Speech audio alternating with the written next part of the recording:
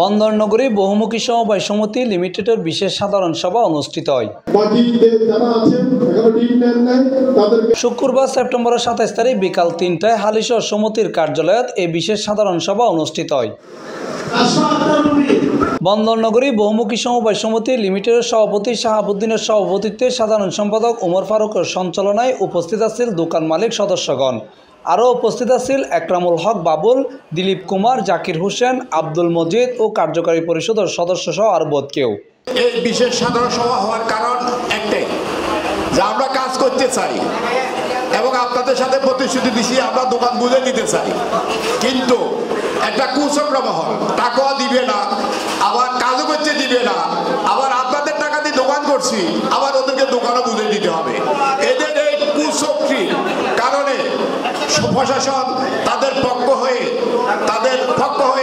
এই আপনারা যারা ৬৫ কিস্তি দিচ্ছেন আপনাদের ক্ষতি করার জন্য, আপনাদের এই উদীয়মান টাকা আমরা কাজ করছি ওদেরকে আবার এখানে প্রতিষ্ঠিত করার জন্য, আপনাদেরকে দোকান না দিয়ে ওদেরকে দোকান দেওয়ার জন্য এই কুচক্রী মহল এইভাবে কাজ করে যাচ্ছে।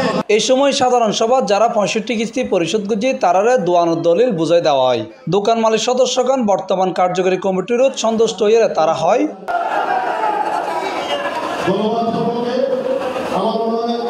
মার্কেট ভবনের নির্মাণ হাজ দ্রুত শেষ নন পর্যন্ত সার্বিক সহযোগিতা গড়িয়ে ফাঁসে থাকবে বলে জানাই গিয়ে দোকান মালিক সাধারণ সদস্যগণ।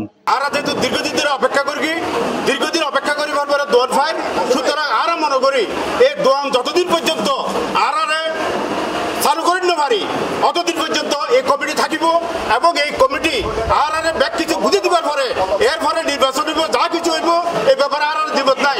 কিন্তু যারা যে সমস্ত মানুষ এখন আন্দোলন করে সংগ্রাম করে আর মনে করি যে আর মার্কেটের ক্ষতি করে ফেললাই ইতারা উঠি বেরোলে গিয়ে, সুতরাং আর মনে করি যে যতদিন পর্যন্ত আর এই দোয়ান চালু করেন না পারি ততদিন পর্যন্ত, যেহেতু তারা এই পর্যন্ত ডেভেলপ করি, সুতরাং তারা যতক্ষণ পর্যন্ত আর বুঝে দিতে পারবে ততক্ষণ থাকিব।